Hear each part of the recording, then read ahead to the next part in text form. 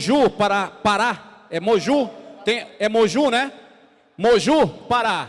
Pessoal, peço desculpa se eu errar algum nome aqui, né? É que tem algumas letrinhas aqui.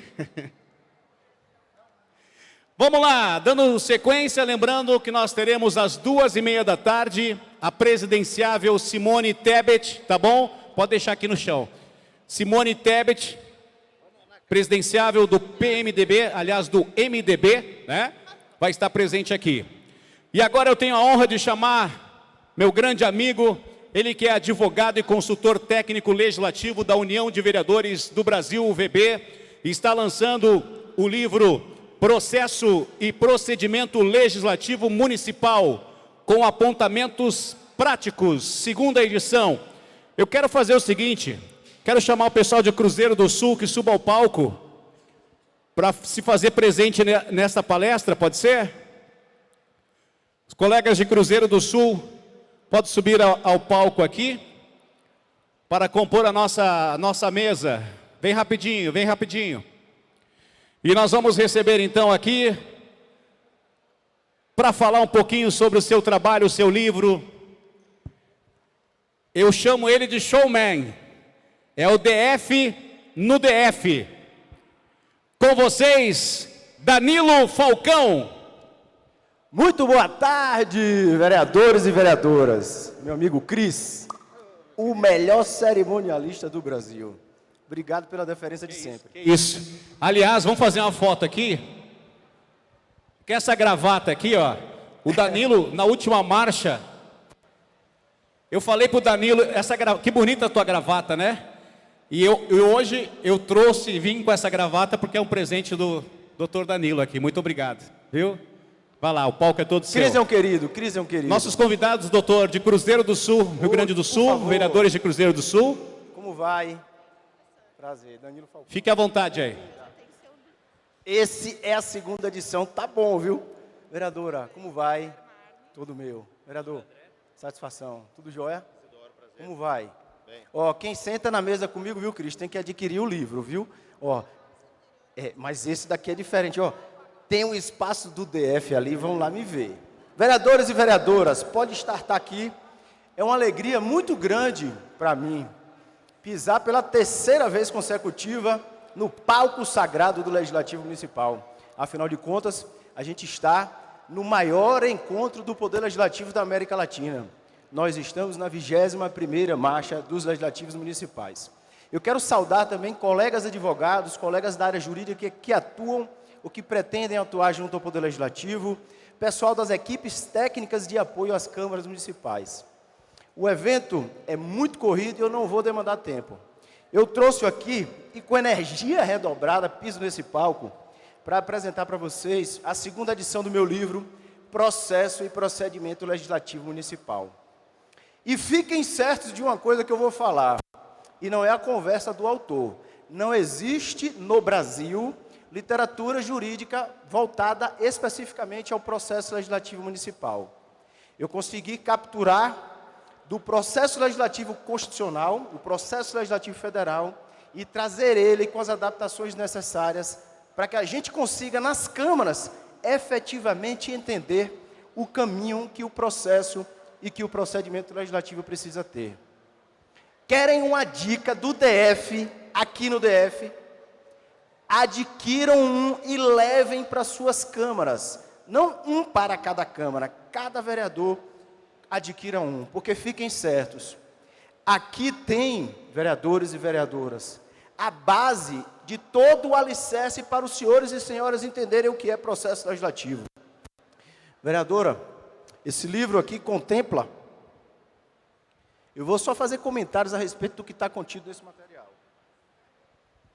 Nós temos aqui, os senhores sabiam que o processo legislativo, ele é alicerçado por princípios. Nós temos 12 princípios que norteiam todo o funcionamento interno da Câmara no que diz respeito ao processo e ao processo legislativo. Esses princípios todos são a base de tudo o que vai acontecer na Câmara Municipal, quando os senhores estiverem recebendo e colocando em tramitação a proposição legislativa.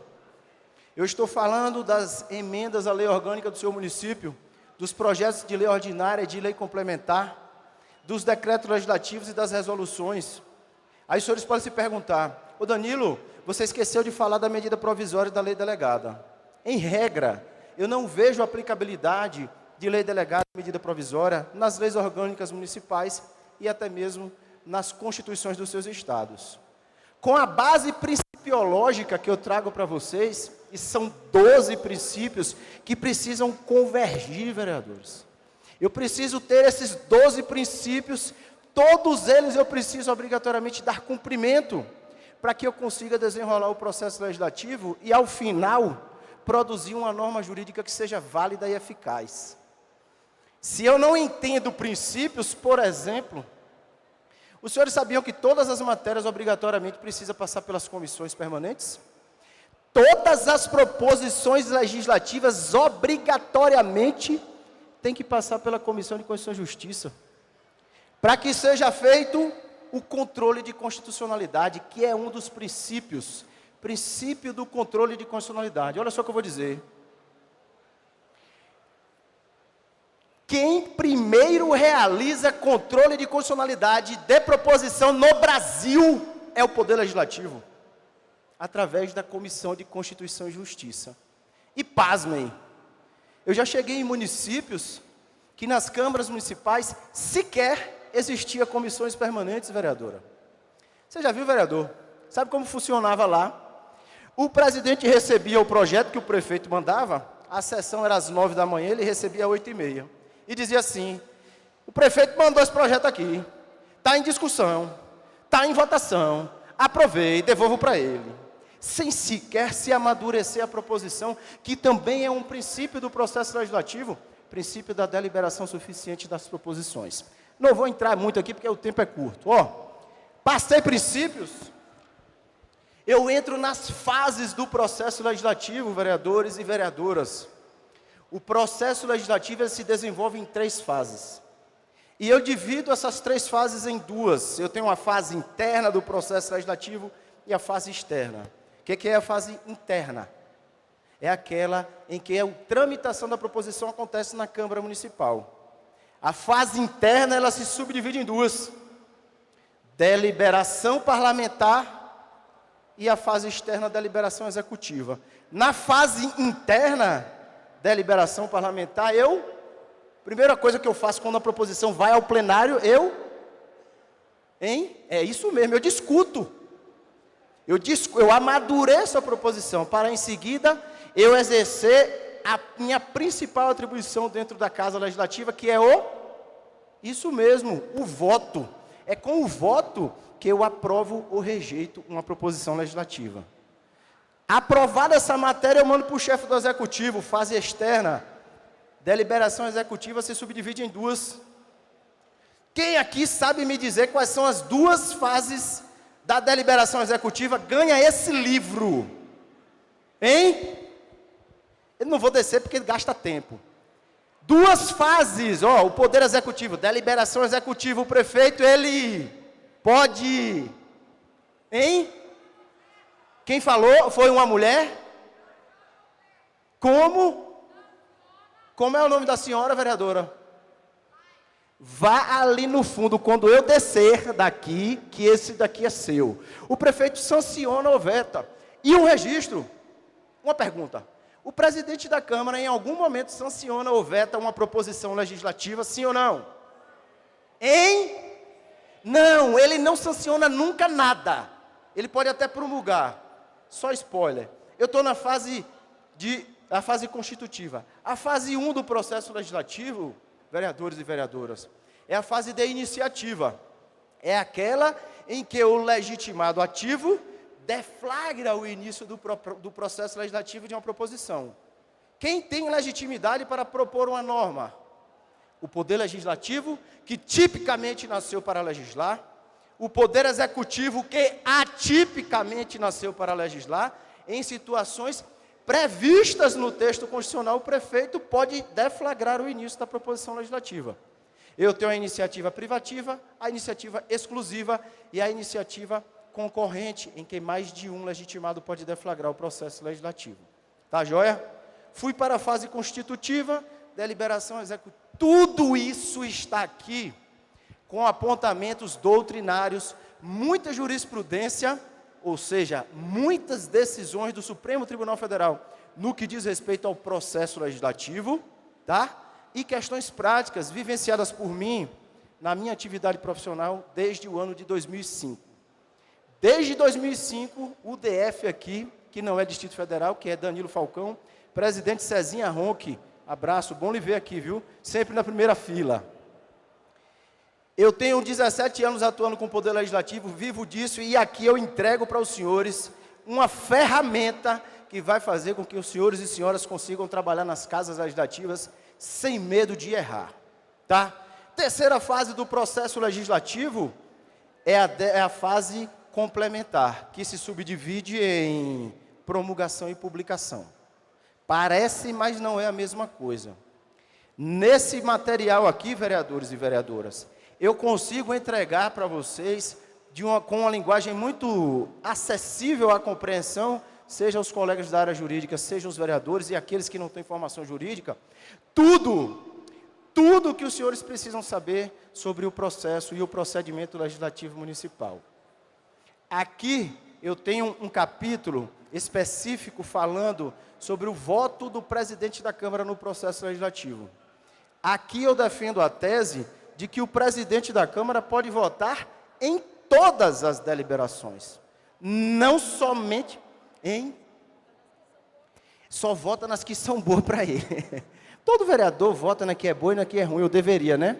Mesmo porque todos podem, inclusive, se abster. Não é o que eu recomendo. Porque a abstenção é meio que, deixa eu ficar aqui em cima do muro para eu não me expor, a gente deveria se posicionar. Mas como é que eu me posiciono se eu não compreendo a proposição? Porque muitas vezes sequer há uma deliberação da matéria, sequer os senhores conseguem amadurecer aquela matéria, entender a matéria. O princípio da deliberação suficiente, ele alcança não somente a deliberação em plenário, mas também a deliberação nas comissões permanentes, tá? Para além do processo legislativo constitucional e o que eu trouxe em âmbito municipal, agora nessa segunda edição que foi revisada, atualizada e ampliada, eu trago um capítulo específico, muitas pessoas me pediram isso, falando sobre o procedimento de trâmite da prestação de contas na Câmara Municipal. O procedimento de trâmite da prestação de contas não é está em discussão, está em votação. Você vota a favor ou contra. Não é assim. Eu preciso compreender a prestação de contas. E para isso, eu preciso amadurecer, deliberar suficientemente sobre a proposição. Um outro capítulo que eu trouxe é referente à cassação e à extinção do mandato dos prefeitos e dos vereadores, que acontece dentro da Câmara Municipal, com base, com alicerce, no Decreto-Lei 201 de 1967.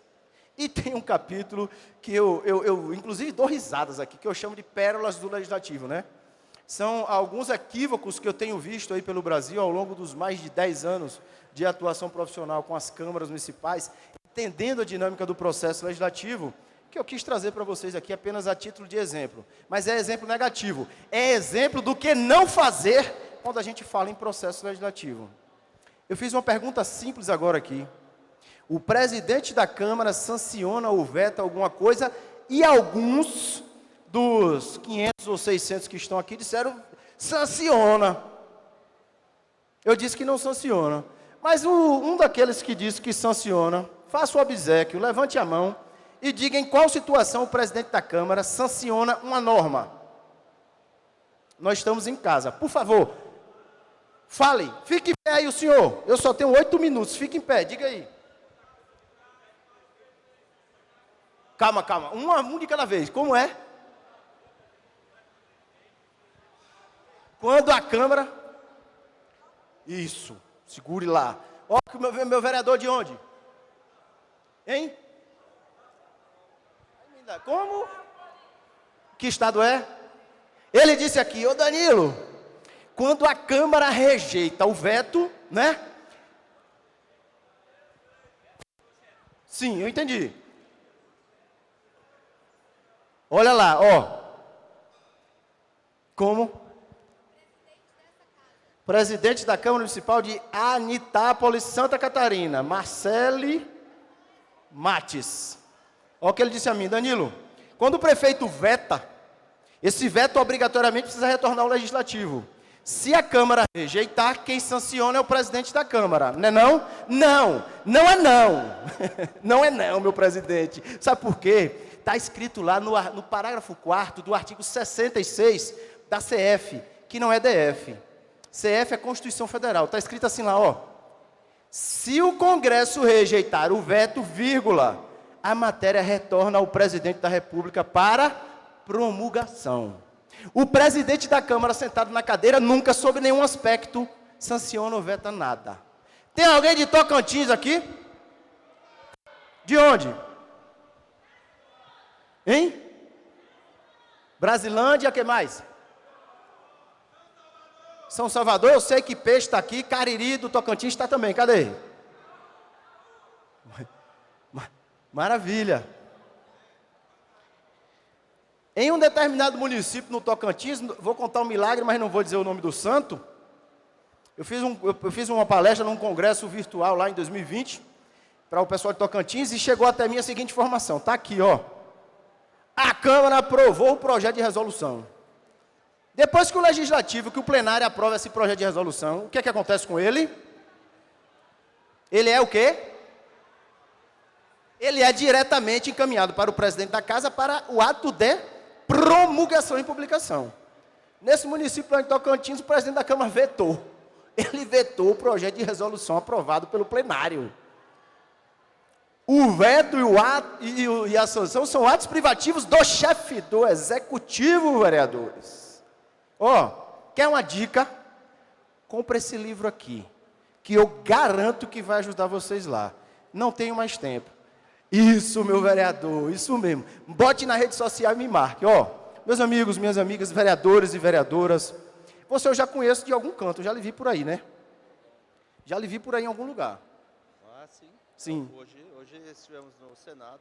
Isso. Fazendo um encaminhamento, já conversamos com o senador. O homem que é foi forte. lá então. O homem é forte. Ó, pessoal, eu quero para fechar aqui, antes de qualquer coisa, agradecer ao presidente da União de Vereadores do Brasil, meu amigo querido Gilson Conzatti, agradecer todo o time da UVB, agradecer ao Cris aqui, grande cerimonialista, o time aqui da WL, meu querido Valdinei aqui, que está fazendo esse sonho, essa luz bacana, meu amigo Massal, grande fotógrafo, tira essa foto que vai entrar para a história, e a cada um dos vereadores e vereadoras que estão fazendo a 21ª Marcha do Legislativo Municipal acontecer desse jeito. Quem não me acompanha e puder, ó, esse aí nessa foto sou eu estou com um stand muito legal ali, que eu intitulei de Espaço do DF. Quem quiser conversar um pouco mais comigo, vou estar lá durante toda a tarde de hoje e amanhã, falando um pouco sobre o nosso livro, sobre as perspectivas de trabalho para vocês. E eu quero deixar um abraço fraterno a cada um dos senhores. E antes de me despedir, quem puder e tiver interesse, acessa lá o meu Instagram, Danilo P. Falcão, tem muito conteúdo bacana. Eu fico, mais uma vez, muito feliz e honrado em pisar nesse palco. Esse é o maior palco do Legislativo da América Latina. Muito obrigado pela atenção e vamos estar sempre juntos em busca do fortalecimento do Legislativo. Muito obrigado. Muito obrigado, Danilo Falcão. Lembrando que o estande do Danilo Falcão está lá no fundo, tá? Onde vocês podem adquirir o livro dele. O livro Processo e Procedimento Legislativo Municipal com apontamentos práticos. Doutor, muito obrigado, satisfação. Obrigado aos convidados aqui também. Faz uma foto aqui no meio com eles, doutor. Faz uma foto aqui, pessoal de Cruzeiro do Sul, com Danilo Falcão. Mandar um abraço ao pessoal da Câmara de Pirapora, Minas Gerais. Também o pessoal da Câmara de Córrego do Bom Jesus, Minas Gerais. Câmara de Camijuí, Minas Gerais, é isso? Câmara também de Macau, Rio Grande do Norte. Câmara Municipal de Quilombo, Santa Catarina. Câmara de Vereadores de Cruz das Almas, Bahia. Câmara Municipal de Itaipu, Rio Grande do Norte. Presidente da Câmara de São Valentim do Sul. Lúcia e de Tânia, Salésio, Anitópolis, Santa Catarina, é isso, pessoal de Anitópolis. Também o pessoal de Tramandaí, cadê o pessoal de Tramandaí, Rio Grande do Sul? Litoral Gaúcho. Quem mais aqui também participando? Vereadores da cidade, da capital das flores, Olambra, São Paulo. Câmara de Igaraci, Paraíba,